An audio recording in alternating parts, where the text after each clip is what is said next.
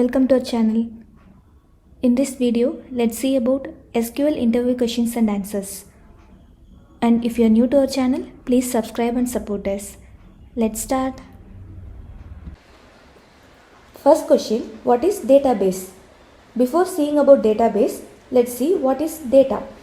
Data means facts related to any object in consideration.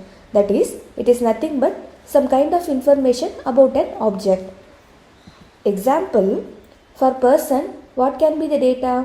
Name, age, height, weight. So these all are some kind of information about a person. So this is called data. Now let's see what is database. The database is a systematic collection of data. So in our example, we have taken for one person. Similarly, if you want to store like many person data, then for that this database is used. So database is a systematic collection of data and it supports electronic storage and manipulation of data. So this data is stored electronically. If you want to know like definition wise, it is an organized form of data for easy access, storing, retrieval and managing of data. Example, college database. So in that college database, it consists of students information, teachers information, departments information. So likewise, many data will be there. What is DBMS? DBMS expansion is database management system and it is nothing but a system software that is used for creating and managing the database. How it is helpful means it is useful for end users to create, read, update and delete in a database. So database will store data and if you want to do some operations in the database means we need some kind of software. So that software is called DBMS. Example, XML, Microsoft Access. What is RDBMS? The expansion of RDBMS is Relational Database Management System. We saw about DBMS. It is a software that is used to manage a database. So similarly, here the extra word is relational. So it is a database management system that is used to create and manage a relational database. So what is relational database? It means it consists of data organized in form of tables. So what is the table means? The table consists of row and column. So that row, other word is record. One record we will call it as row and one field we will call it as column. We will be seeing more about this table later. Example for the RDBMS is MySQL, Oracle and Microsoft SQL Server database. Let's understand the difference between DBMS and RDBMS. DBMS expansion is database management system and RDBMS expansion is relational database management system. Here in DBMS, data will be stored as files. So this is the main difference. In RDBMS, how data will be stored means in form of tables as we saw earlier. Then data elements need to access individually in DBMS since it is stored as a file. In RDBMS, multiple data elements can be accessed at same time. In DBMS, no relationship between the data. Whereas in RDBMS, data is stored in form of table which are related to each other since it is a relational database management system. Then in DBMS, data fetching is slower for larger data. Whereas in RDBMS, data fetching is fast because of relational approach. What are tables? As we saw earlier, table is a component of RDBMS. It is a set of data that are organized in terms of columns and rows. Each database will have many tables. Database is like a big one and part of that is a table. So this table consists of columns and rows. Rows means each record in the table. Similarly, column means each field in the table. Example table is one employee table we can take. Employee name, address and salary. We have these columns. So similarly, the first record which is Ankit Lucknow 15,000 salary. This is a row. Similarly, second row and third row. Column for this table is employee name. This Ankit, Raman and Mike. Only these all are column. So first column is employee name, second column is address, and third column is salary. The combination of this row and column forms the table. Next question, what is SQL? Before saying about it, let's understand the concepts till now whatever we have seen, and then we'll come back to this SQL. User is trying to interact with the database. This database consists of data. So we know what is data, what is database, everything.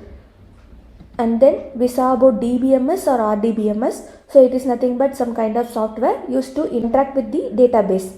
So this user will be interacting with the database with the help of DBMS or RDBMS software. Now here comes the concept SQL. This DBMS or RDBMS internally uses SQL, which is nothing but some kind of language to interact with the database. Okay, I hope now you are clear. We'll see definition for this. SQL stands for Structured Query Language. It is used to communicate with the database. This is a standard language used to perform tasks such as create, read, update, delete data from a database. So it is nothing but a query language. What are the subsets of SQL? Based on the operations we are performing, there are 5 subsets of SQL. First one, data definition language, DDL. It defines the database structure. What are the commands used for that is create, alter, drop. Data manipulation language. It is DML. It is used to modify the existing data in the database. Once data is created, it is used to modify that. And what are the commands used for that is update, insert, delete. Then data control language. So it is used to control the access to the data stored in the database. What are the commands used is grant and revoke. Then data query language. It is used to fetch data from a database. That is, it will just display the data. It won't change anything in the database. So what is the command is select. Then transaction query language. It is used to deal with the transaction within the database. What is the command used for that is commit, rollback, delete, truncate and drop. All these are similar queries because all of them are used to remove data from table. So let's understand the differences between them. First one, delete. Delete from table name where condition. It is used to delete some particular data from a table. So whatever condition we are giving in where, that condition, that rows alone will get deleted. Then truncate table name. So we are just giving that table name here and using truncate command. This will remove all the records from a table. Then drop table name. Here this will remove all the records from a table and also it will remove the table itself from the database. So truncate, it will not remove the table from database, but whereas drop, it will remove the table itself from database. So we should be very careful while using these commands. What is a constraint? SQL constraints are nothing but it is used to add rules for the data in a table. How we can add these rules means it can be specified while creating or altering the table statement. So while creating the table itself, we need to specify about these rules. Some of the example constraints are, first one, not null.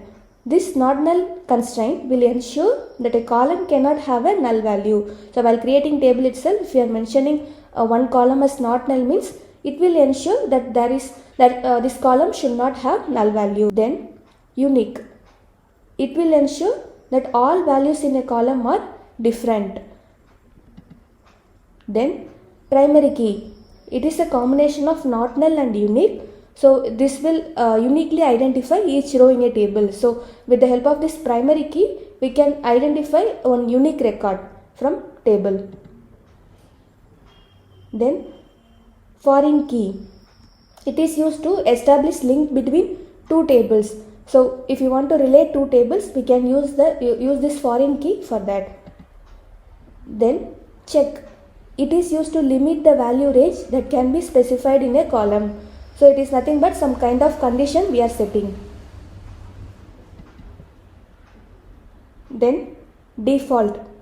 It is used to set a default value for a column if no value is specified. In some cases we want to make the column as default one or default value for that.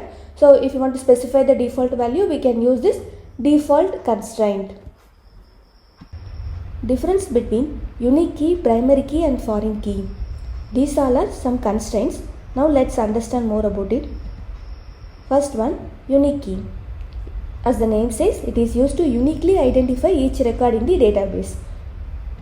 Then primary key. It is also used to uniquely identify a row only, but also one more condition is there, like it cannot be null, whereas unique key it can be null. Then note, there can be many unique keys per table, whereas primary key it should be only one. So basically there are two differences. Unique key it can be null, primary key it cannot be null. Unique key there can be many unique keys per table, whereas primary key it should be only one. Then foreign key. It is field in one table related to the primary key of another table. So it is used to link two tables. Let's understand more about this with the help of an example. First, we'll take employee table. It consists of employee ID, employee name, date of birth and project ID. Here, primary key will be employee ID, and then unique key we can consider project ID. So all these are specified by us only, like while creating the table itself, we only should specify which should be primary key and which should be unique key, like that. Then we are considering another table called department. It consists of department number, department name, employee ID. So all these are columns. Here primary key is department number, whereas foreign key is employee ID, because this employee ID is common in both employee table and department table. So with the help of this employee ID column, we can link these two tables. So foreign key is used to relate these two tables. Okay viewers, that's all about this video. Hope this was useful for you. If you want more videos like this, please subscribe and support us. Thanks for watching.